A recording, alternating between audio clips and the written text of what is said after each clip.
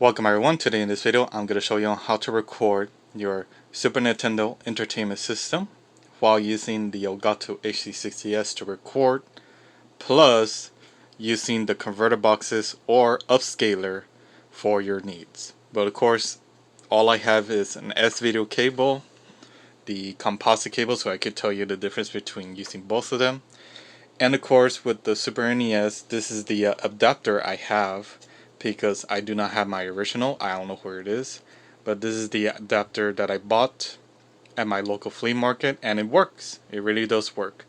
So if you're trying to find another Super NES adapter, which also works for NES and Genesis, I highly recommend you that you do get this one. But understanding that, just remember that you could still follow this video if you do have another capture card that do support HDMI. And I know there's other capture cards like the original Elgato that was able to collect your analog inputs and record them, but they don't make those anymore. They just end the life? They don't make them anymore, which is pretty sad that they did that. And of course, there are a lot more cheaper budget capture cards that are able to capture analog videos too, or analog inputs, but I do not have any of them. And there's one more capture card that's a little bit pricey. I think it's called StarTech. I'll show you a screenshot right now. That it does support the DIN connector or the analog inputs for retro console games, but it's a little bit pricey. I don't have any of those, so I only have the Elgato HD60S. And right now I'm going to show you everything I'm telling you right now, all the equipment, the cables I use, so that if you want to follow everything that I'm showing you right now, this is how I record for the Super NES. Okay, now I'm going to show you the equipment that I have right now. So the very first one is the Elgato HD60S, of course. It's both HDMI in and HDMI out. So not really much you could do there. That's how modern day capture cards are. They're both HDMI in and HDMI out. But we are going to use cables. Now these cables I have here is S-Video and of course composite.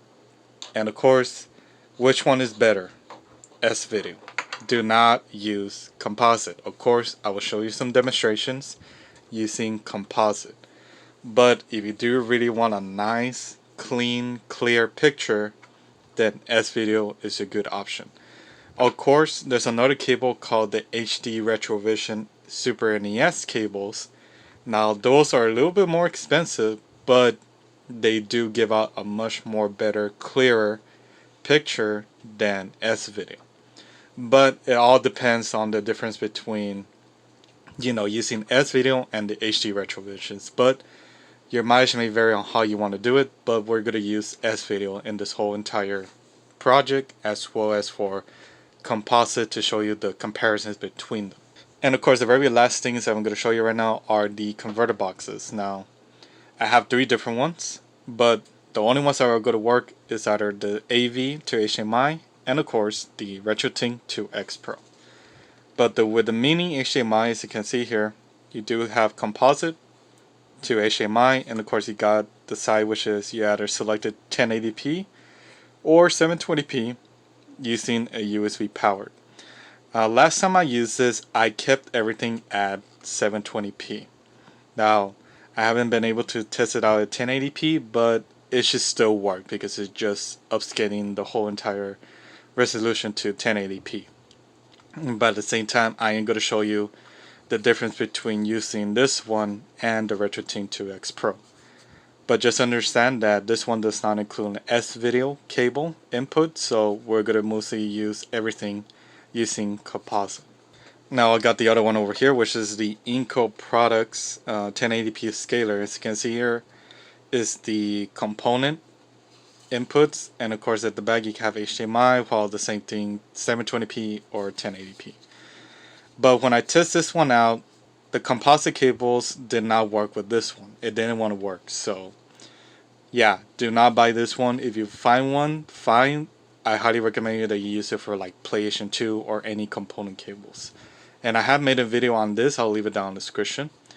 but if you're going to use it for a composite, it's not going to work. Even if you try to find one exactly as this one, if you go to their website, you're not going to find one.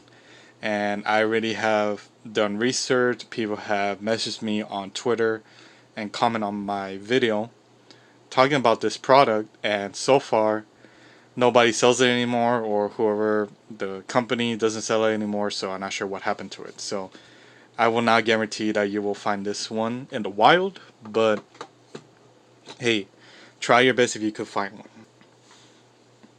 But of course the next one is going to be the RetroTINK 2X-Pro that I bought recently.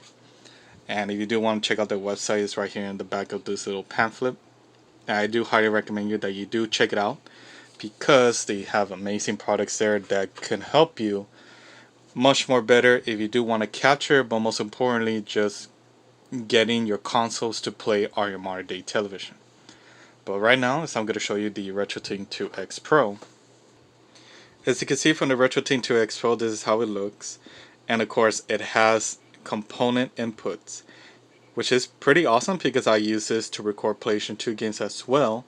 But this green one right here, connector, is also used for your composite, for your yellow jack. So yes, you can record out of this, and I'm going to show you comparisons, of course.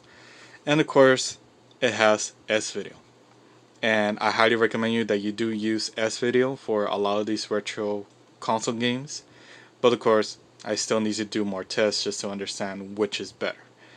But of course, as well, I did say that there's also the Super NES Retro HD Retrovision cables that will work with this device as well. But you do have that, then go along with it. But we're going to use S-Video, and I'm going to show you as well the composite between the comparisons.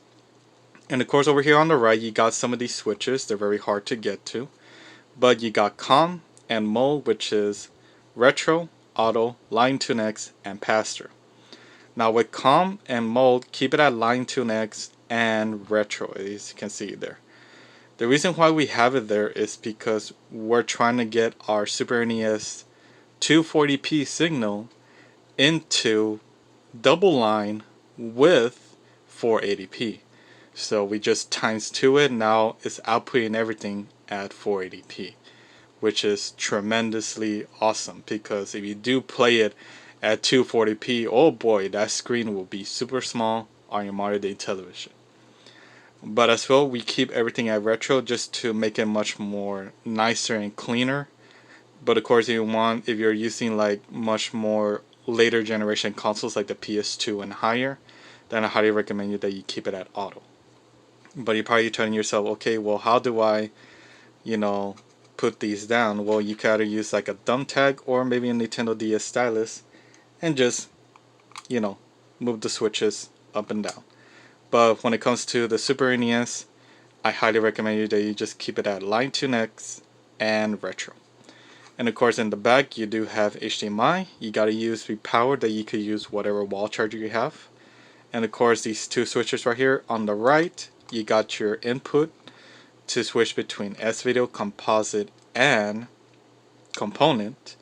While the filter right here, the left one, is either you keep it off, you press it once, you switch a smooth filter, so you do not see like the jagged lines. Everything's just going to be smooth out lines.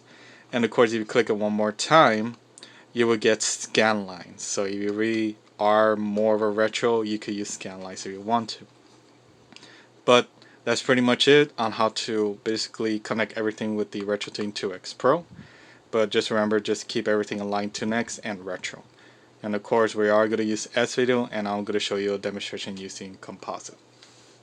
But other than that, guys, that's all the equipment I have, and of course I'm going to plug everything in. But first we're going to start off with the AV2HDMI, and then we'll work on over to the RetroTINK, so I can show you how I hook everything up and show you how you can record while plugging everything in and using it on your software on your PC.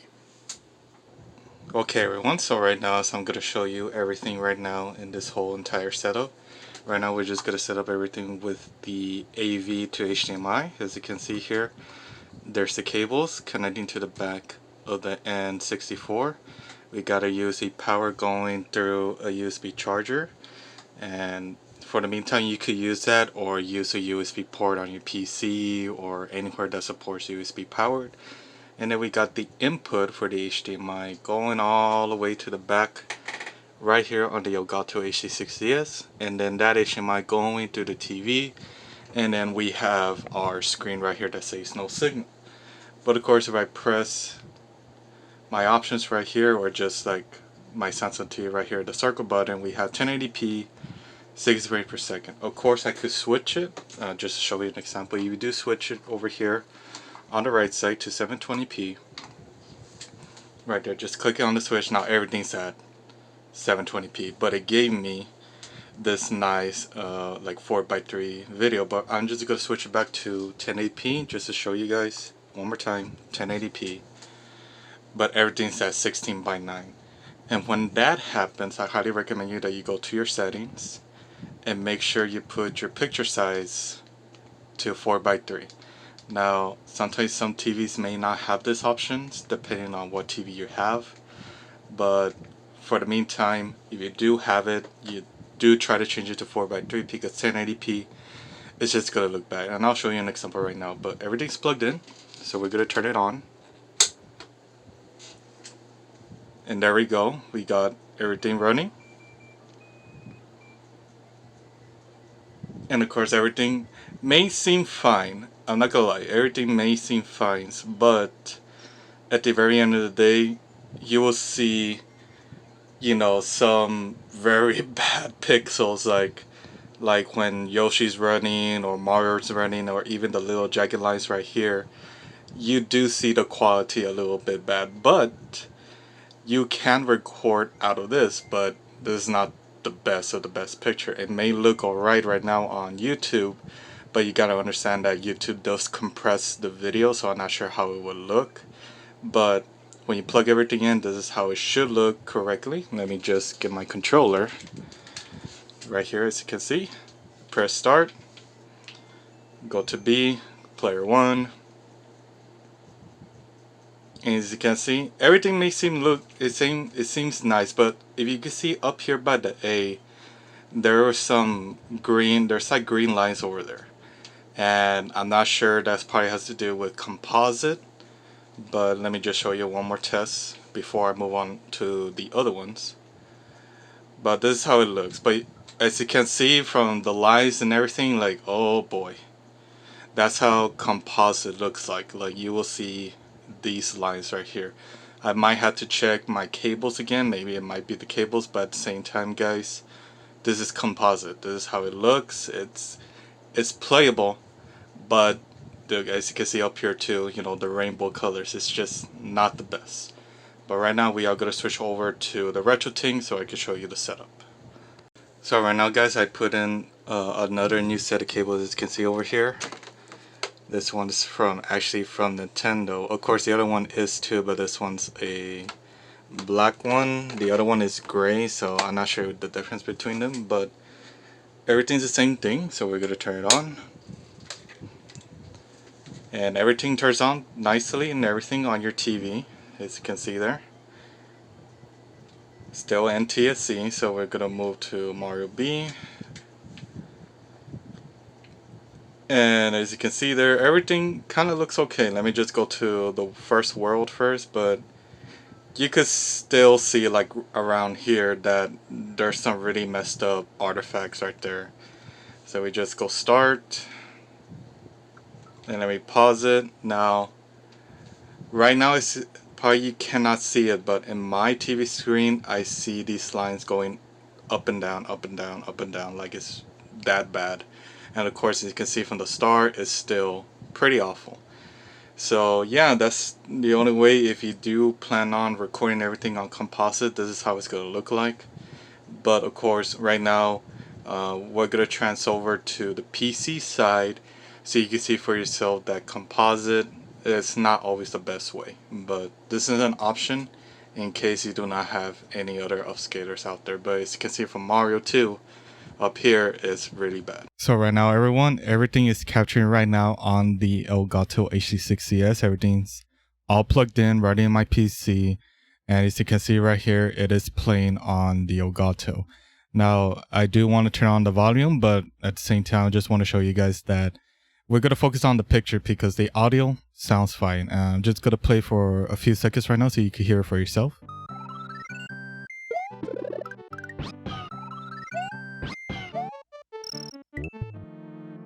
So as you can hear from that, it does work perfectly with the audio, but the picture is the problem because we have everything at 16:9.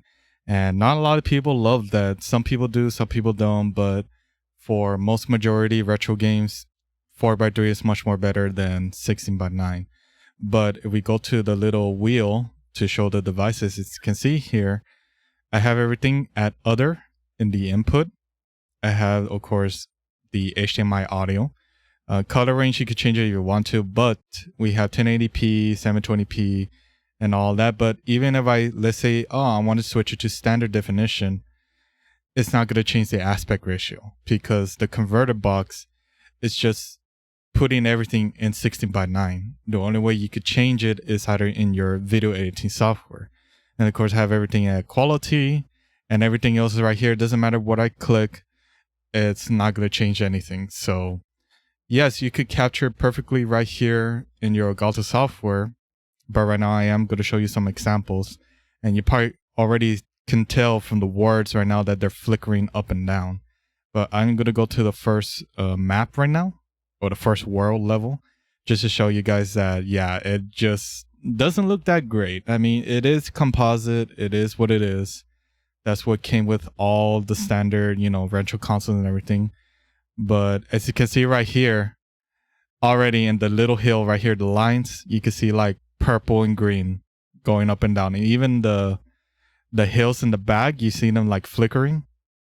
It's just that bad. Like, yeah, you do get capture audio or capture video, but it just doesn't look that great. To me, it just looks terrible, because I don't think this is how it's meant to be for these converter boxes, but you are using composite. And again, right here, you see the green and purple lines going through, these hills right here. So that's all I could really say. You could capture it right now if you want to, but this is not the best picture you could get for at least, Super NES or any retro console games. It just doesn't look great at all. So right now, we're going to transfer over to the RetroTINK so you can see it for yourself. And of course, I will do some comparison videos later on, but right now we're going to switch it over to the RetroTINK.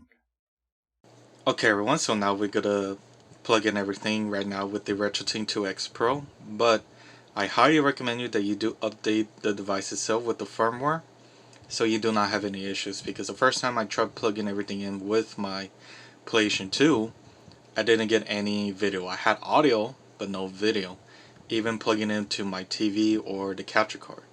But do update it. There's going to be a video down in the description on how to update the firmware, and I highly recommend you that you do that first before you start to play around with it, because if you do have those issues, all you have to do is just update the firmware, which I highly recommend you that you do. It's very simple, very easy, doesn't take up a lot of time. But we have everything plugged in with composite for the meantime. But of course, as you can see from the yellow light, that means it's in composite. Now right next to the button right here with the HDMI, you're able to switch the input. So we click on it. If it's green, it's component, of course, and then of course if it's white, it's S video. But we go back to yellow, it's composite, and I highly recommend you that you leave it there. But since I switch it, I highly recommend you that you just go to your USB power wherever you power it on and everything. Just unplug the USB or the wall charger, let it power cycle, just wait for like 5 seconds, plug it back in, and you see those lights, that means it just power cycle itself, so that you don't need this to show up. But if there's some messed up picture and everything, that means that you did something wrong, or you try to change the input while you were playing. But everything's plugged in. Let me turn on my console, and everything should be working fine right now. There we go. Perfect. Very good. And right now everything looks a lot more better than the AV one, but I still see a little bit ghosting on some of the words. Like, it's not perfect, but much more playable and much more viewable than the other one. But right now I'm just gonna go to the first world again. But composite seems pretty good. I'm not gonna lie, it seems pretty good. But of course, oh my god, I already saw it from the first world map that everything had the purple and green lights. But also, probably you can't see it because, you know, of YouTube and everything. But these little hills right here, I see like a little bit of ghosting. So I'm not sure. At the same time, it is composite. But as I'm going to move on forward, as you can see already right there from the hill, again, the green and purple lines. So that already tells me that, you know, composite is composite. There's nothing really much you could do about it. You know, that's how it is.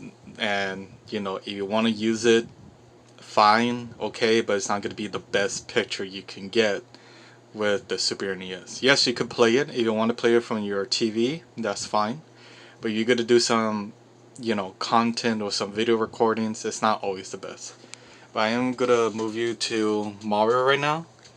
And he looks a little bit fuzzy, muddy, you know, from the TV. Probably not on my video right now on my video camera or the cell phone. But he's a little bit muddy right here, you know, just very muddy. So that's how it is, guys. That's with composite. But now we're going to switch it over to S-Video right now. Okay everyone, so now we have everything with S-Video right now, but as well just remember that you do need to update the firmware, as I said before, just to make sure that everything works. But if you already update the firmware, that's fine. Just make sure if you haven't, make sure to just update the firmware. But everything's plugged in with S-Video right now, S-Video cable. That's fine if it does that, don't worry about it. But right now we're going to turn everything on so I can show you guys that S-Video is a little bit more superior than composite. But as you can see there, a lot more better. I think this is a better picture quality than composite. And as I can see from my TV screen, wow, like everything looks perfect. Like you do see the words nice and clear. Of course you see, you know, the 2D sprites and everything.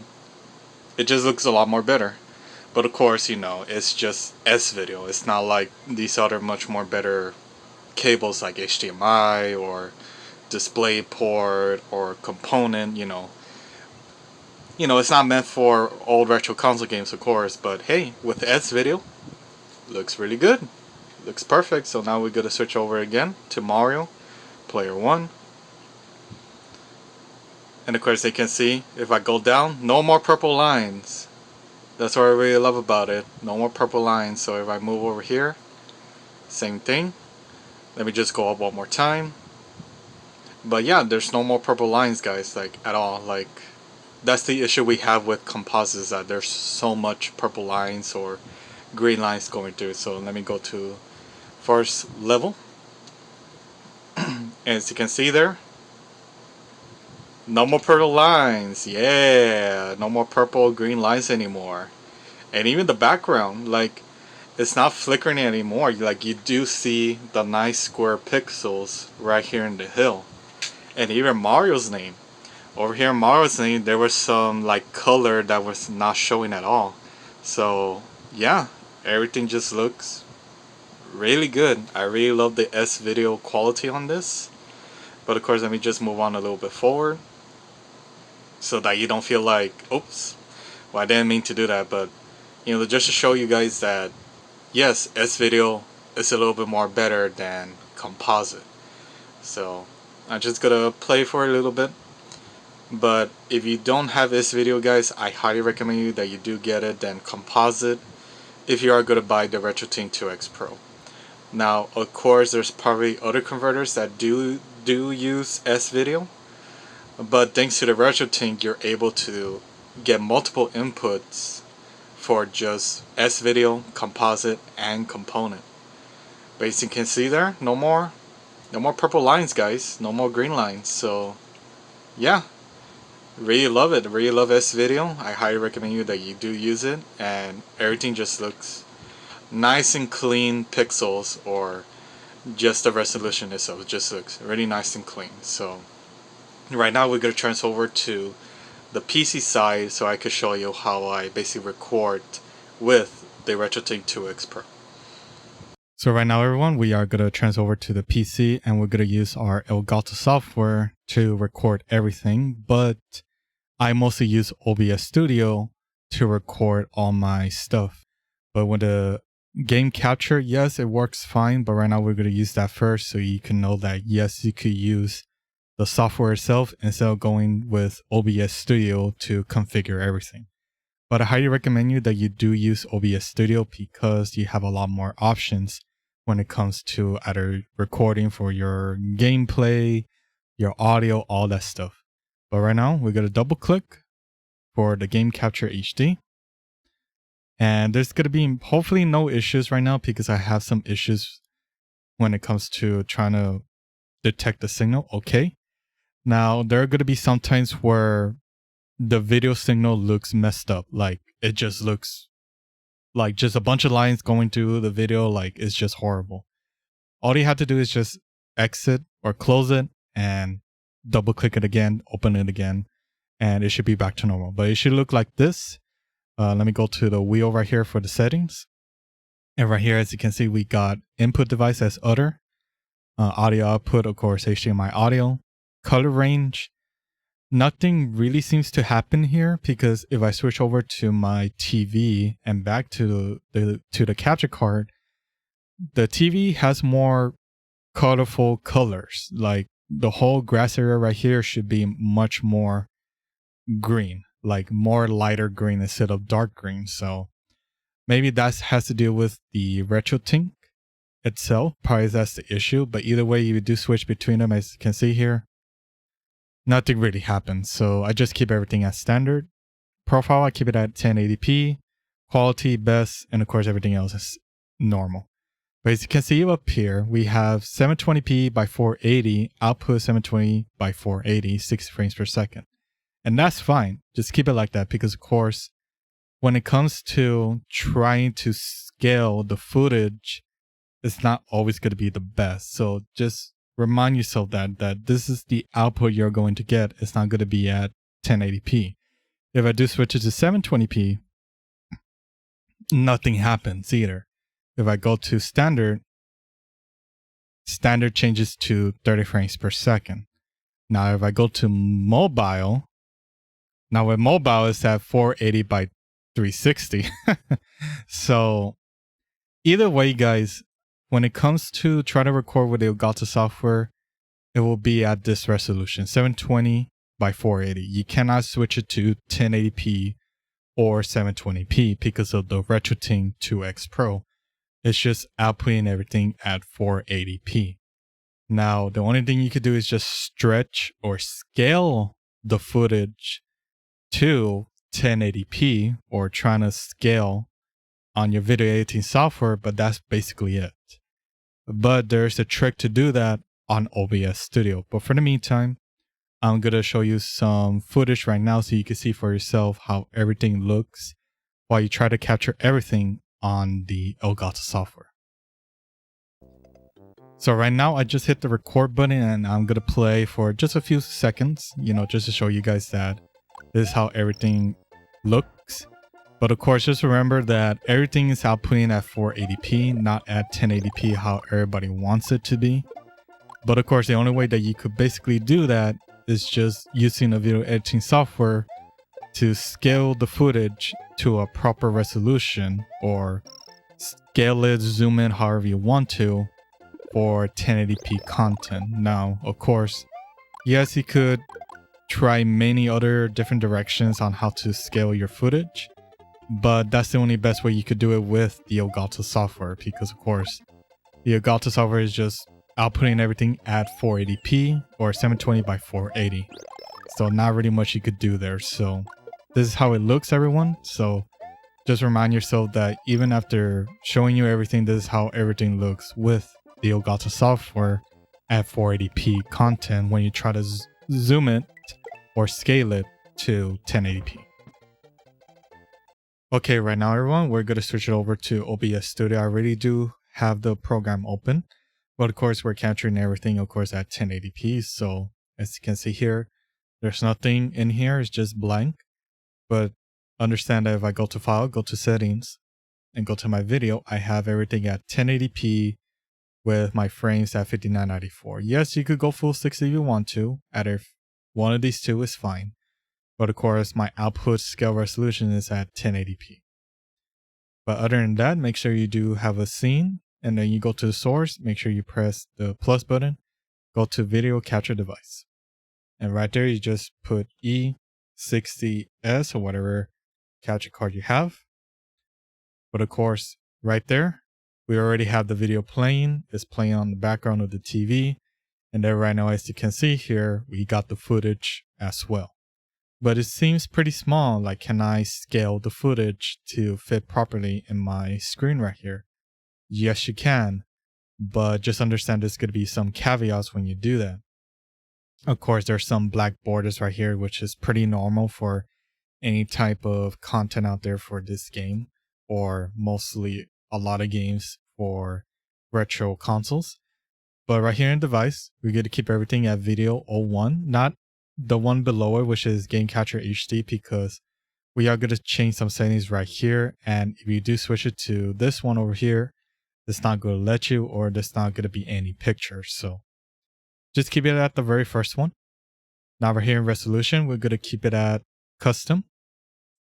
And then right now, there's not going to be anything, no footage, that's fine. We do need to change the resolution. So we go to resolution, and then we're going to keep it at 720 by 480.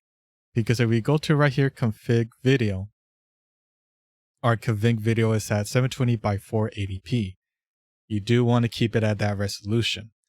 Yes, we do have much more other resolutions here that we could play around with, but you're trying to keep everything consistent. Just keep it originally how it was, because if you do try to switch some of these other bigger resolutions, you're probably not going to get the very nice, perfect picture, aspect ratio of your resolution. And it's just going to look stretched out. Mario looks a little bit too wide, too fat, or any that sort of stuff. You just want to keep everything how it's supposed to be on your capture card. Now, after that, of course, FPS, I keep it at 5994, and you can switch it to 30 frames per second if you want to, but keep it at 60 frames. Now, video format, I keep mine at YUY2. I have not played these other ones, but so far, when it comes to the HD60S, YUY2 is where it's supposed to be. Now, for color space, keep everything at default, and color range as well, keep it at default. And after that, you are set to go, but we want to, scale this nicely into our, of course, in our little footage right here. So what you need to do first is just understand that you can right click, go to transform, and you could center the screen or edit your transform. But first we're going to center the screen, because this is how it's supposed to be in your 1080p video. But we're going to go to our internet browser, and thanks to Retro RGB for their amazing, settings when it comes to retro console games, we had to deal with 240p, which is mostly the standard resolution for a lot of these retro console games. But of course, they have much more information if you do want to try some other consoles that you do own for yourself. Now, this is not basically like trying to capture every single console, but no, it's just telling you that there's a lot more better, versions of the consoles, revisions, better cables, and all that stuff. But I highly recommend you that you do take a chance to look at their website, because it's just really wonderful information when it comes to retro console games. But back over here with 240p, the standard resolution for 240p is 320 by 240. But of course, when it goes to 480p, we have 640 by 480 or 720 by 480. And that's fine. But of course, we're dealing with 720 by 480 in our capture card. But we're trying to scale that footage to 1080p. Is there a way to do that? Yes, you can. And thanks to right here, upscaling 240p to modern day televisions. Now, as you can see here, we got a good nice resolutions right here. We got 2 times, 3 times, and 9 times for 4K. But of course, as you can see here, these are the resolutions when it comes to the other, like double line, triple line, 4 times, 9 times, whatever. But since we're doing 1080p, as you can see here, since 240p doesn't multiply evenly into 1080, there's 2 ways to accomplish it. So either we do times 4 or times 5. What I use is times 4. As you can see here, it's 960, but where's the other resolution? What could it be? Well, we're going to go to our calculator. Very simple. I already have done it before. As you can see here, 320 times 4 will equal 1280. Now 240 times 4 will equal to 960. And once you have that, you're going to go back to your settings right here. You're going to right click, transform, edit transform. Now your size, you're going to keep it at 1280 by 960. And you close that, right click again, transform, center to screen, and that is the proper resolution when you have it at 1080p. Now you can move it around however you want to right here, or you want to keep it at, in the middle or top left or corner, however you want to. But I don't recommend you that you scale it. Just leave it how it is. Now, of course, in your properties, once again, if you go to your resolution, there is a resolution for 1280 by 960. But the reason why I don't change it here is because we're trying to keep everything at the proper capture card resolution right here for your status. Now, it seems like, yes, we could upscale it if we want to, but I'm not sure if it's going to stretch the footage. I'm not sure if it's going to make it not the perfect pixels, or Mario's going to look fat, look stretched out. The game is going to go, too much of a scale. There's going to be some caveats when it comes to not being at the proper resolution. So I really did not play around with that. I'll probably do it much more later on when I have time. But I keep everything at 720 by 480. Go to my transform, center to screen, and edit transform again. And I keep my size at 1280 by 960. And once I finish my recordings, I go to my video editing software and I try to I try to scale or zoom in the footage so it can fit perfectly on the top and bottom lines for the video at 1080p for 4:3 aspect ratio. And that's pretty much it. That's what I do to record for a lot of these retro console games at their proper resolution. But like I said, you can move it around however you want to and however you want to place them and everything. But of course, you could chop off the bars if you want to. That's an option. But I just keep everything how it is. And then, of course, when it comes to me recording, I just hit record.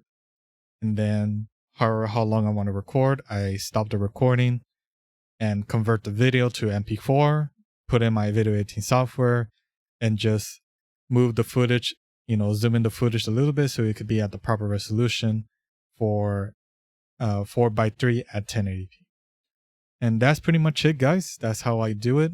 But of course, I am going to show you some more comparisons right now. But there's one more thing that we need to do, which is composite if you are using the AV2HDMI, just to show you how much of a difference it will be using OBS Studio. So right now, this will be the last example, and we are using the AV2HDMI converter box on OBS Studio. And it's the same process for the RetroTINK.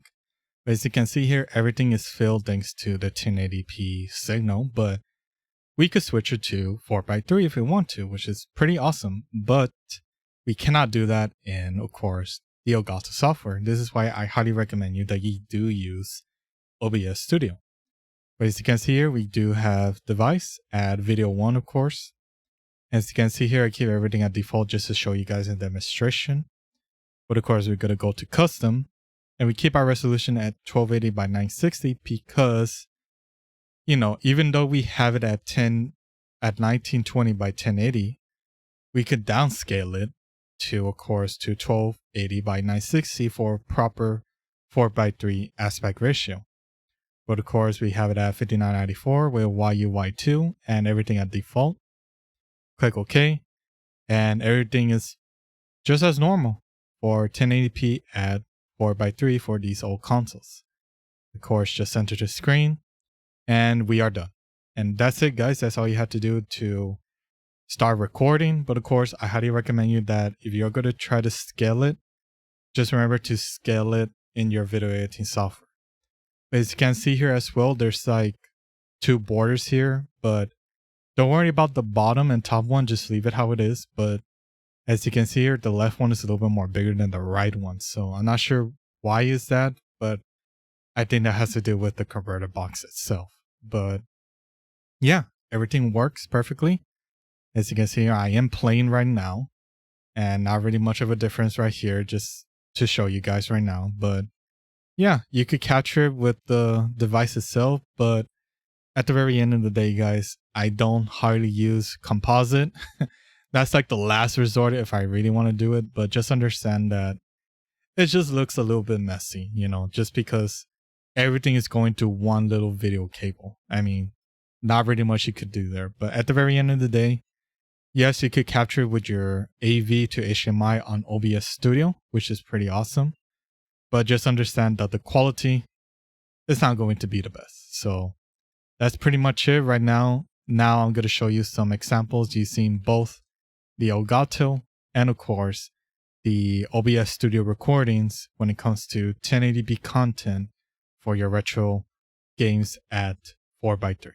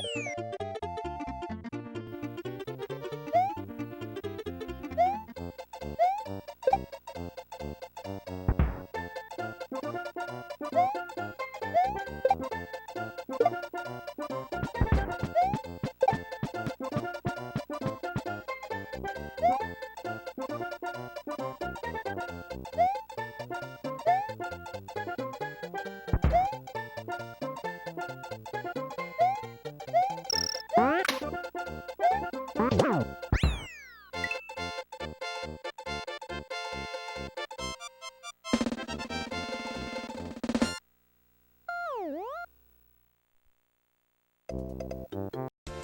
at the very end of the day, guys, I use S-Video with the RetroTINK 2X-Pro on my Elgato HD60S, capturing and recording with OBS Studio. But you could also use it with the Elgato software if you want to.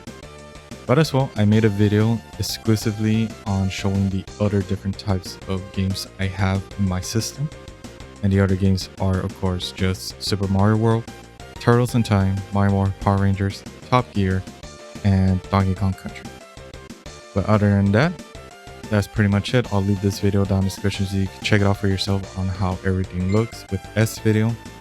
But at the very end of the day, this is how I record everything on the Super NES.